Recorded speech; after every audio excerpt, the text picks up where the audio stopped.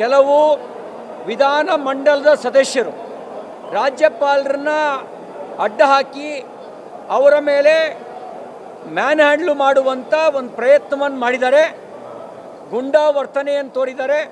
ಅವರ ಮೇಲೆ ಸಭಾಪತಿಗಳು ಮತ್ತು ಸಭಾಧ್ಯಕ್ಷರು ಈ ನಿಯಮಾವಳಿಯ ಅನ್ವಯ ಕ್ರಮ ಕೈಗೊಳ್ಳಬೇಕು ಅಂತ ಆಗ್ರಹಿಸ್ತೇನೆ. ಇನ್ನೊಂದು ಮಾತನ್ನು ಅವ್ರು ಹೇಳ್ತಾ ಇರೋದು,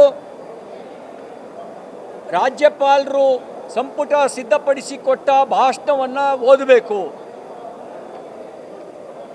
ಅನ್ನುವ ಮಾತನ್ನು ಹೇಳ್ತಾ ಇದ್ದಾರೆ.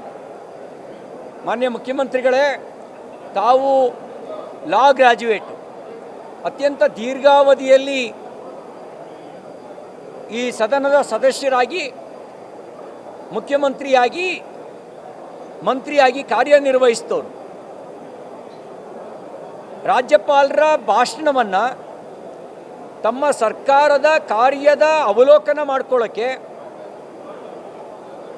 ಕಾರ್ಯಯೋಜನೆಯ ಮುನ್ನೋಟವನ್ನು ಪ್ರಸ್ತುತಪಡಿಸೋದಕ್ಕೆ ಸದ್ಬಳಕೆ ಮಾಡಿಕೊಳ್ಬೇಕಾಗಿತ್ತು.